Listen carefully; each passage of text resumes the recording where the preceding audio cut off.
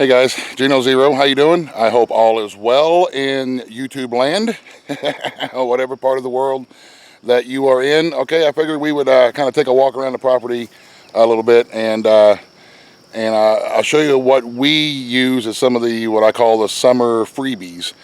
Some of the stuff that we use to help cut back on feed costs, and some of the things that we are able to gather for ourselves that we use for either making teas or as a food source. So. And this is, I think it's, I don't know, maybe June the 1st or something. It's either end of May or beginning of June. I don't know what day it is. But we're in early summer, and this is some of the stuff that we got going on and that we use. So here on the hillside here, let's see. These right here, they look like daisies.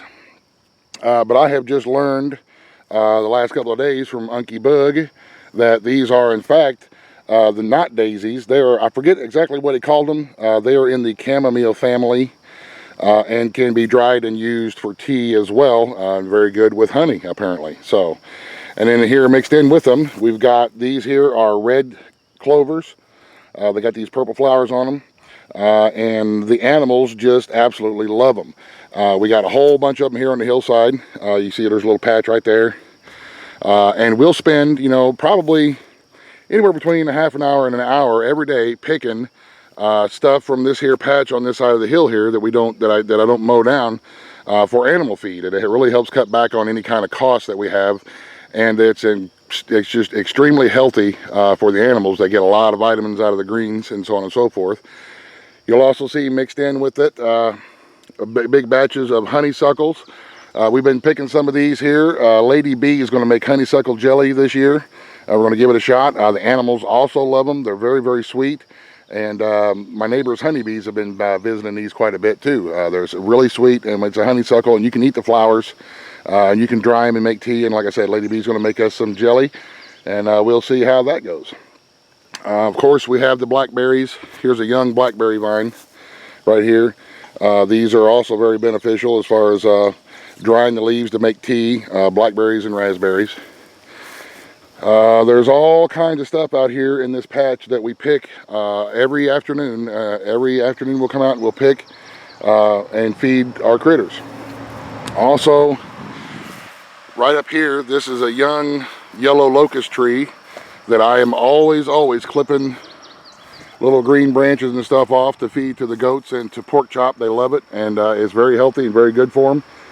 A lot of this stuff, there is some nightshade in here, but there's not a whole lot. Anytime I see anything that's a nightshade, I'll pull it out. This right here looks like what you would call something of the nightshade family, or a, I can't remember what it is, but these are actually wild carrots that we pick and feed our critters. You got to be careful. You got to be able to know the difference between the wild carrot and the, I can't remember what the other one is called. The other one is a poisonous one. But we've got a few of these wild carrots mixed in here and there.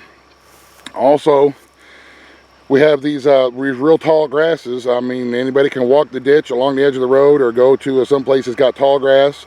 And when the grass gets a certain length, it'll have a little seed head on it. And what I will do is I'll just take my thumb and my forefinger like this and pull those seeds, just like that, pull the seeds off.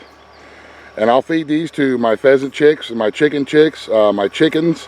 Everybody loves these little seeds, and it's a great free resource for us. And it's grass seed, so you can go through and pick yourself a whole bunch of them. And if you've got bare spots in your yard, or bare spots, or any place that you want to plant grass, you can just sprinkle these seeds out, and you know, that's seeds will make more grass. That's what seeds do. So I'll spend a lot of time going through, just as I'm walking through the yard, I'll just pick off some of this grass seed and throw them into the chicks and or the chickens or the big pheasants, and they just love them, and it's really good food source for them. Because if you think about it, right now this time of year in the wild, this is what they would be looking for. They would be looking and eating this kind of stuff right here. So also, we'll come out here past our compost pile here into the orchard. Forgive the tractor. I don't know if we'll be able to see through the trees or not, but we're down there cutting the hay field, so we'll be throwing hay here in the next couple of days. They'll get it and dry it out and bale it up, and we'll get all the billies together off the creek and throw the hay, put it up. All right, we come through the orchard here. Yeah, my orchard's getting big. This is the 3rd year that I've had it. I put it in 3 years ago. This was called a postage stamp orchard that I got from Burgess Seed Company. These are all dwarf trees, and hopefully maybe they're not putting on anything this year. Maybe next year they'll start putting on a little bit of fruit.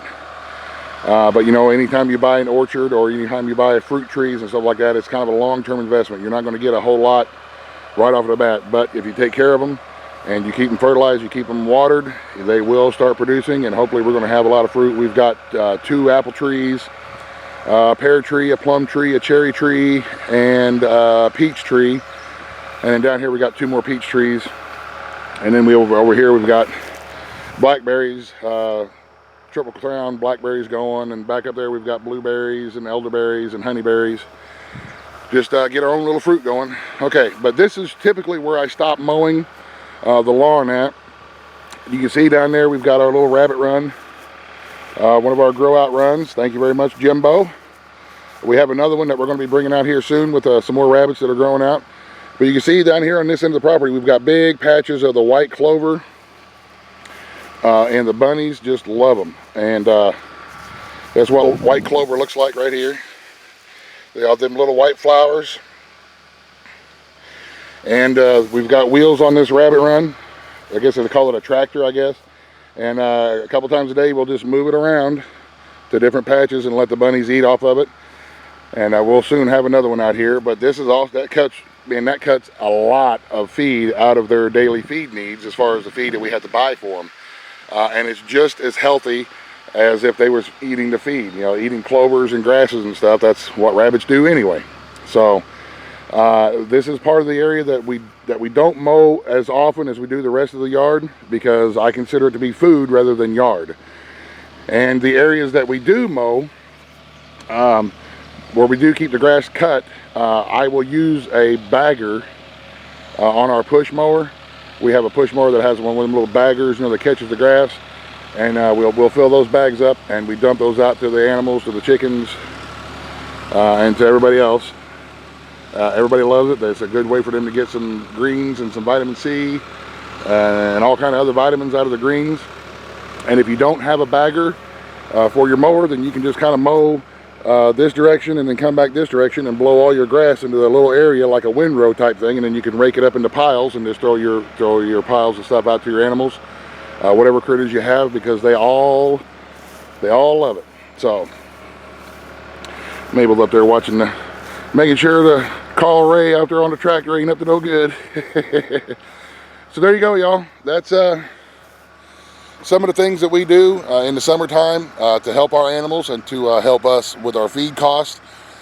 All of our animals, they just love it. We've been doing this for, I've been doing this for years and years and years, especially with my chickens, cutting grass and grass clippings and giving it to them. I've never had any kind of trouble with any of them getting sick or any of them getting poisoned and dying. So I'm not some expert, homesteader or anything like that. I'm just a dude that makes videos on YouTube, and this is what I do, and I will continue to do it because I have had pretty good success with it, and it really does make a noticeable difference in the amount of feed that we have to buy throughout the summer, the spring, summer, and fall months. It makes a big difference. And everything helps, if you can save yourself a couple dollars a day by doing this, then that couple dollars adds up over a period of a few months. So there you go. Hope this helps. A lot of you already knew all of this. Some of you maybe did not, and hopefully it'll help you out and give you some ideas. So you guys, thank you very much for watching. Y'all have a very great day. God bless. Mia. Buzz, buzz, the end.